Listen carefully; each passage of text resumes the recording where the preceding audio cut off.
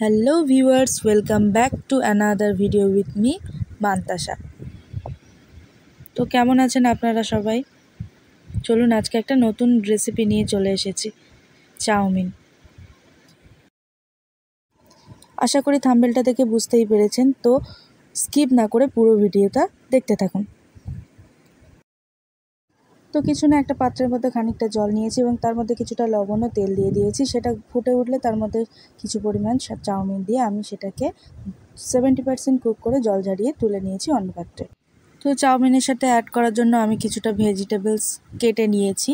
যেমন নিয়েছি এখানে কিছুটা বাঁধাকপি কুচি, কিছুটা পেঁয়াজ কুচি, কিছুটা ক্যাপসিকাম কুচি, কিছুটা কুচনো গাজর, কিছুটা টমেটো কুচনো এবং কিছুটা রসুন কুচি নিয়েছি, আর কিছুটা কাঁচা লঙ্কা কুচি নিয়েছি। সামান্য পরিমাণে আমি এখানে গোটা গোলমরিচের গুঁড়ো নিয়েছি।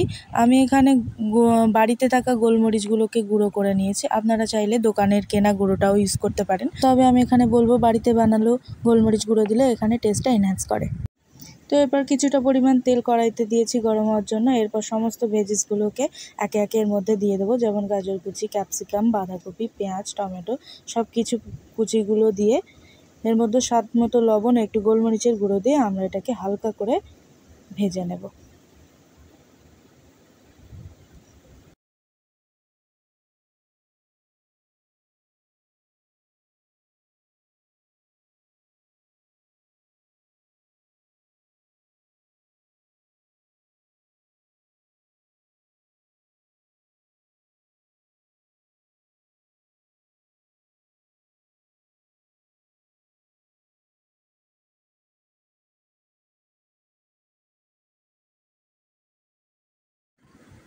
এর মধ্যে কাঁচা লঙ্কা কুচিগুলো দিয়ে ভালো করে ভেজে নেব।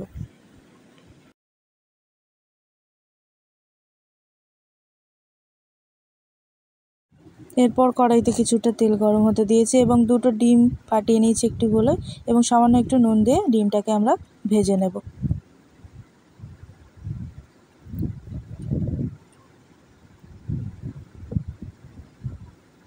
ডিমটা ভাজা হয়ে গেলে আমরা অন্য একটি পাত্রে তুলে নেব।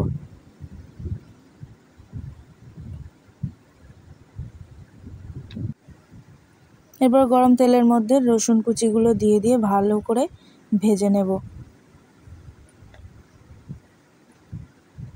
ভিডিওটা ভালো লেগে থাকলে অবশ্যই একটা লাইক করে দেবেন। রসুনটা ভাজা হয়ে গেলে এর মধ্যে সেই ভাজা ভেজিসগুলো এবং সিদ্ধ করে রাখা চাউমিনগুলো দিয়ে ভালো করে আমরা মিশিয়ে নেব। ভালো করে নাড়াচাড়া করতে করতে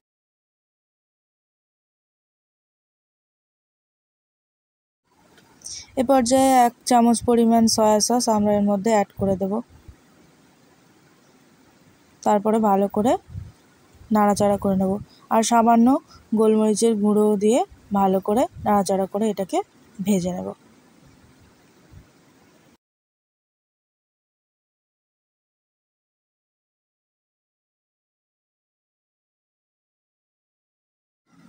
এখন এর মধ্যে ভেজে রাখা ডিমগুলো দিয়ে দেব, দিয়ে ভালো করে মিক্স করে নেব এবং কিছুক্ষণ ভালো করে মিক্স করে নাড়াচাড়া করে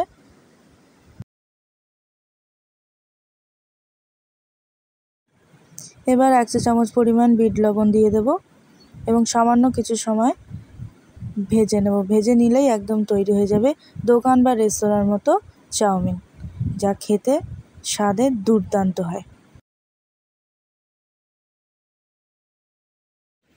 এবার গরম গরম পরিবেশন করুন টমেটো কেচাপের সাথে। বাড়ির ছোট থেকে বড়রা সবাই খুশি হবে। আর আমাকে কমেন্টে জানান ভিডিওটি আপনার কেমন লাগলো। Stay tune. Thanks for